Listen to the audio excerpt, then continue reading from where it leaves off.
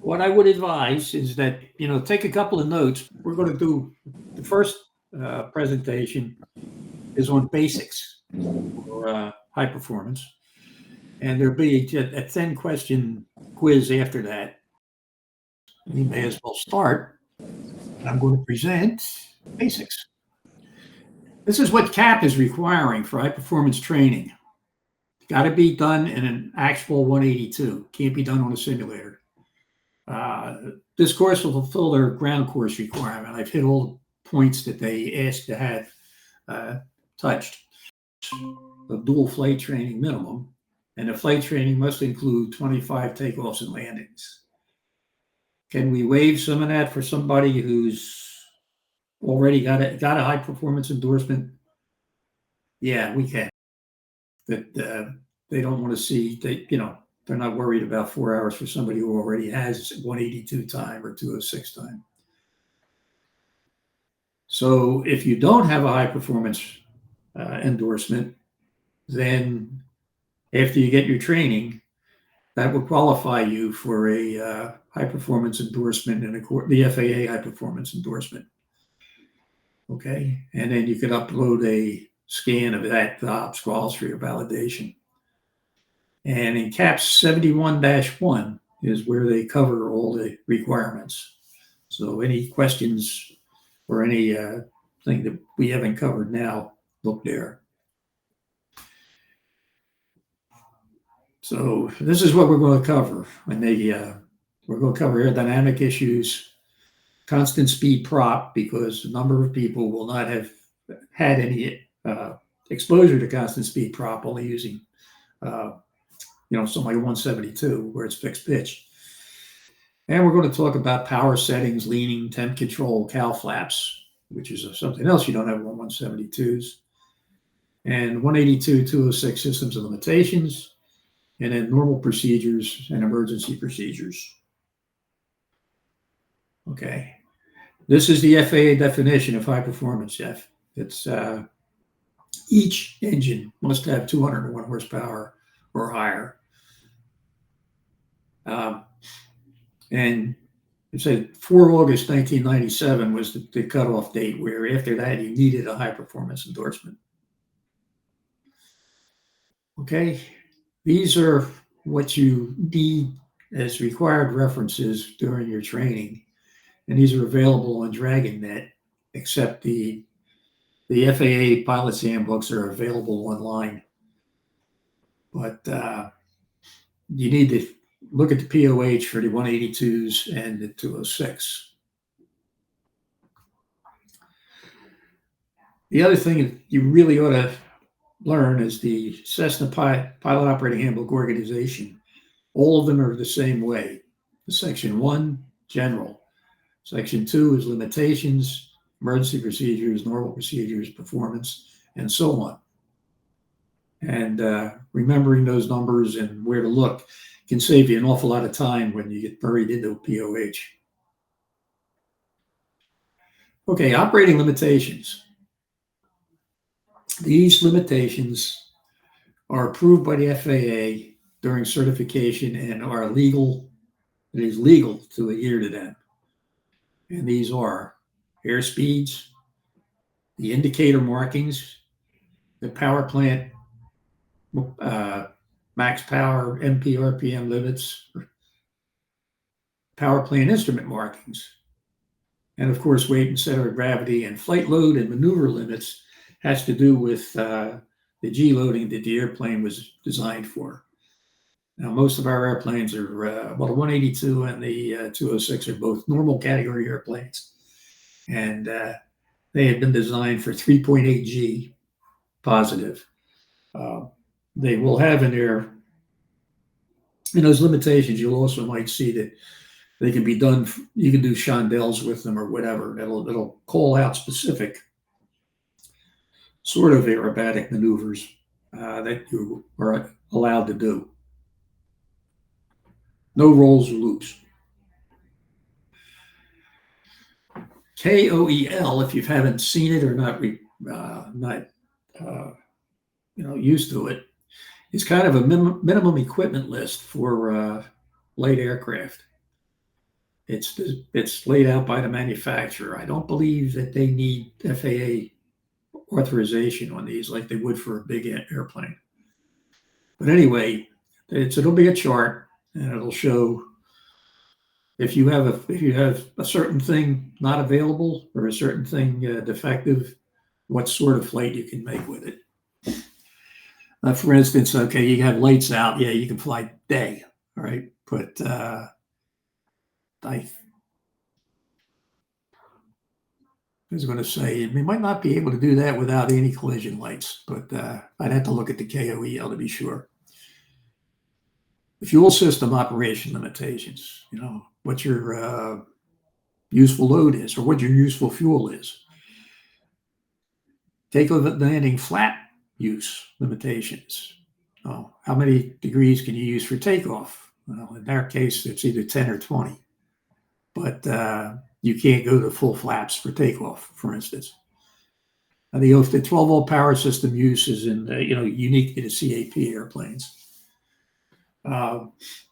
Just a little talk about the WAS.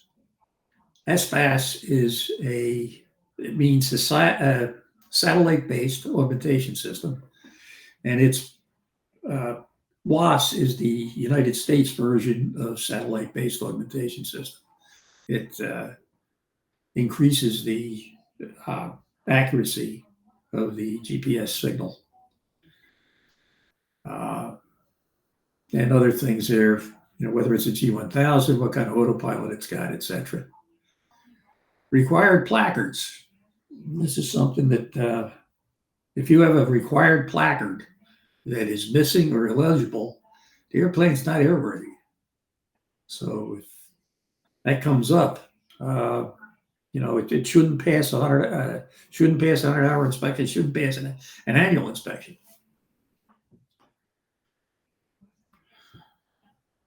So again, I'm just going to hit the highlights with this thing. Everything else will be in the POH. We bolded emergency checklist items are to be memorized and accomplished before you refer to the written checklist. Now, our 206 does not have a bolded emergency checklist. Our 206 is a 1980 model, and it was built before Cessna started putting bolded items in the checklist. So both 182s do have it. So do our 172s. Flow patterns can be developed so that at times when it's not safe or convenient to look at a printed checklist, let's say you're changing power settings, you're changing from climb to cruise, okay? Verbalize each step as it's performed and then verify it with the checklist. So that's something that, for instance, okay, I'm inclined, I've inclined power, right? Okay, what am I going to do? I'm going to get into cruise. I'm going to let the airplane accelerate. I'm going to polely reduce the manifold pressure. I'm going to reduce the RPM, and I'm going to close the cowl flaps. So that's, you're moving from left to right in that case, and down, left to right and down. But each time you move something, verbalize it. Say, okay, reduce manifold pressure, reduce RPM, and then verify with the checklist. Supplements or anything that's approved, that's been added to the airplane that wasn't with the airplane when it came out of the factory. And it could be avionics, autopilots, transponder, ADS-B, any of these things. These will be found in Section 9. If it's got floats on it, it'll be found in Section 9. How to deal with that. And these additional supplements might be in the as part of this POH, or you'll have information somewhere that has to be carried in the airplane on each piece of STC equipment that was added after the plane was manufactured. If any of the supplement information disagrees with the POH, you have to use the information in the supplement, because the airplane was changed by the STC, and that change was approved by the FCC or the FAA. And since it's a change, an approved change, the POH no longer is the governing factor. Whoops. So what are we going to run into when we jump from a 172 to a 182? Okay, and these comments are all generic. Okay, the FAA the POH has got the approved procedures in it. But you have higher horsepower, you wind up with more torque and P factor on takeoffs, climbs, go-arounds. It's going to take more right rudder to maintain directional control and stay coordinated, keep you from drifting off the center line of the runway, and keep the ball in the middle.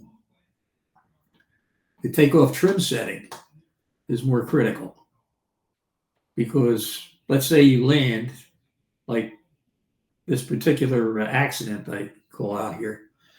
You've landed, you've got the trim all the way up. You didn't have anybody in the back seat, okay? So you got the trim rolled all the way up. You land. Now you put a couple people in the back seat, where you shift the CG further aft and go taking off, jam the power to it. What's going to happen? The nose is going to rear up on you. And you might really have to shove forward significantly on the elevator to keep the nose down to, say, 7 degrees up or so that you don't stall. And this is what happened on this it's Geneseo, New York, with a 182, a CAP 182 on an O flight. The guy that had ferried the airplane from about 20 miles away, landed, loaded 2 cadets, took off, nose jumped up, and he started using the electric trim. The electric trim don't run quite as fast as you can spin the trim wheel in a Cessna. And what happened was the airplane pitched up, stalled, and he didn't have enough right rudder in it, and it rolled left and started into an incipient spin. Luckily, he was apparently low enough. The pilot got serious injuries, but the 2 cadets only had minor injuries. So this is something you got to watch with a high-power airplane. If you're doing a go-around, rejected landing, whatever, and you jam the power in abruptly, and you've got flaps and trim up, this airplane will pitch up and you all left dramatically. What you want to do is you want to come in easy with the power, smoothly with the power, and a sufficient right rudder. Hold the pitch to around 7 degrees up, and then get your flaps up to 20 degrees. Okay. Then accelerate for a safe speed before retracting the flaps. Your takeoff, climb, approach, and landing speeds are going to be a little bit higher, maybe 10 knots or so with the Cessnas. Okay, refer to the POH for their numbers, or refer to the checklist. The other thing, if you have a load in the airplane, a heavier airplane will slow up faster and drop, and you could get a hard landing. If you bounce, go around, it's too easy to get into a pilot-induced oscillation, which is where you get behind the airplane as you're trying to smooth it out. When you bounce, you got excess flying speed, the nose pitches up, and about the time that you come in with the delay in your motion, by the time you pitch the nose down, the nose is already coming down. So what's going to happen? You're going to hit harder. And now the airplane's going to come up, and just about that time, you're coming up, right? Well, with most of these things, you might get away with 2 bounces. But the third bounce, you're either going to get the prop or you're going to bend the firewall. So if you happen to bounce, go around, add power, go, Okay, constant speed propellers. As everybody probably knows, a prop's a rotating wing, and it converts rotation to thrust. Prop pitch is really the angle of attack of the rotating wing. And if you look at the upper picture here, you see that the angle of attack varies considerably from root to tip.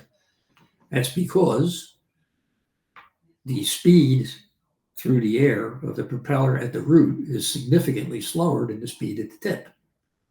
Okay, so that's what the two pictures here show. Now, fixed pitch props like you got in 172, they're a compromise. Generally, they set to be prop pitch so that full throttle, level flight, the engine won't exceed its RPM red line. But this means also at low speeds, the pitch is too coarse and the angle of attack is too high, so most of the prop is stalled, or some of the prop is stalled. This causes extra drag, which prevents the engine from reaching full RPM, and this reduces horsepower and performance. So constant speed props were designed. A constant speed prop has a pitch control mechanism. Single engine constant speed props have a spring in the nose, in the nose of the propeller that forces the prop to flat pitch, okay, which is high RPM pitch, okay, without oil pressure. All right, the prop will go to flat pitch. So what happens with a single engine airplane, if you lose the engine, you lose oil pressure, the prop will go flat on you and try to spin faster. Okay. Twin engine props are the opposite, but that's another story. Okay. What the prop pitch control does, though, there's a governor that has a connection to the prop control. And the governor, depending on where you have the prop control set, controls the oil pressure going into the propeller that moves a piston inside the propeller that twists the blades, okay, against that spring that holds it flat without oil pressure. If the engine tries to go faster, puts more oil into the propeller and pushes the prop to a coarser pitch, which tends to slow the engine down. And this is how the system works. If anybody has any questions on how the system works, I'll be glad to answer them.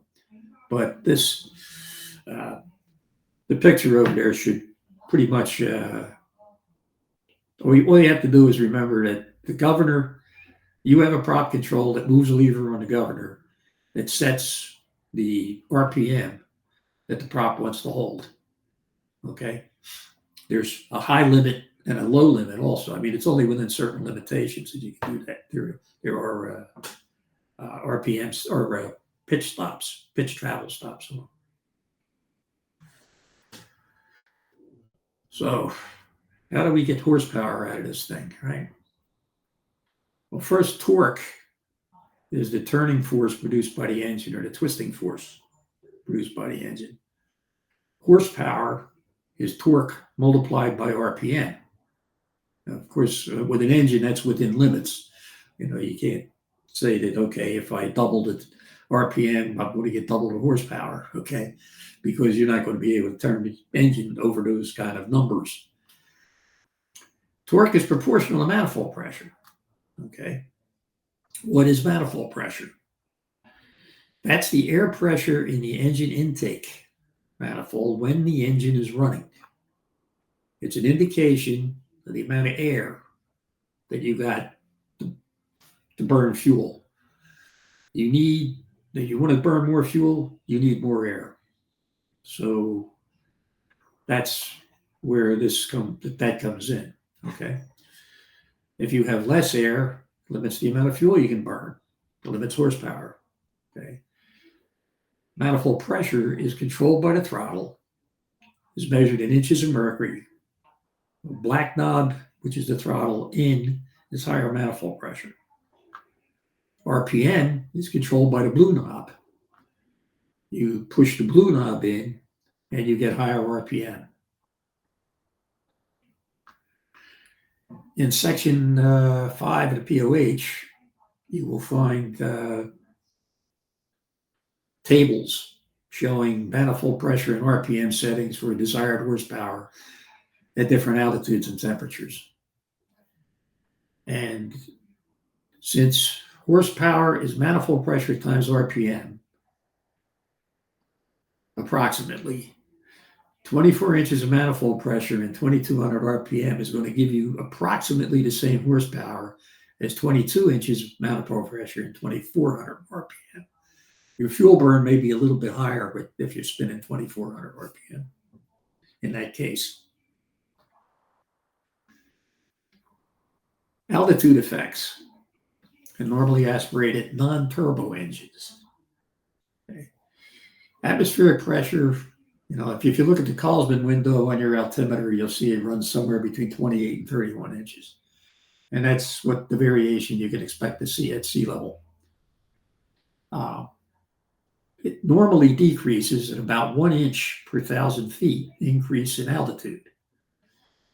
So if it's 30 inches at sea level, at 1,000 feet, it'd be 29. At 5,000 feet, it would be 25, and so on. The maximum full throttle manifold pressure available is normally about an inch less than the atmospheric pressure because of restrictions in the air intake system, or so, like the air filter, for instance, when the engine's running. The manifold pressure gauge, the engine stopped, not turning, okay? The manifold pressure gauge will read ambient atmospheric pressure. So let's say you go up to 10,000 feet, your manifold pressure will be 19 to 20 inches with full throttle. That's all you'll get, right? Where you got maybe 30 down on the ground or at sea level. So if you want to increase horsepower as you go up, you have to increase the RPM. And again, section 5 of the POH will give you manifold pressure RPM settings for percent horsepower and fuel burn. Now, you're cruising up at 10,000 feet. Now you start the descent. Okay. The atmospheric pressure is increasing as you're coming down, right? So your manifold pressure is going to increase as you come down. So you got to remember to reduce the throttle setting periodically while you're descending to compensate. So it's essentially, you got to reduce the throttle, make up an inch every 1,000 feet you come down, or else what's going to happen, you're in a descent, you're going to be making more and more and more horsepower the lower you go, which is going to make the airplane go faster and faster and faster. So we come around to leaning, okay? First off, conserving fuel. Also, you got to worry about spark plug fouling. So the POH gives a guide as to leaning the mixture, okay? The other thing to remember is overly rich mixtures reduce power.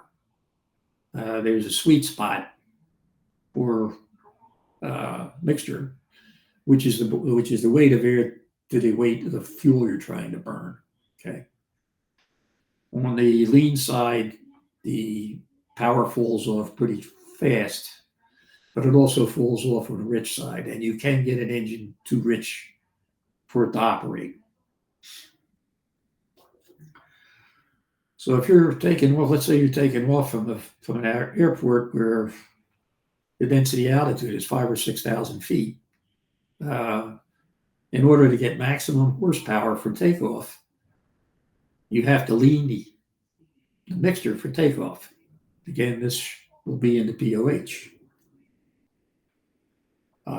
One other big thing with high performance engines You really, really need to monitor the cylinder head temperatures, the oil temp, and pressure. Most high performance airplanes have cowl flaps. Okay. Uh, so if you're going to be, remember, if you're going low speed and you're running high power, like in a climb, open the cowl flaps. The other thing to do is, once you get up to the pattern altitude or so, beyond the pattern, there's really no need to climb it. Normally, there is no need to climb at VY.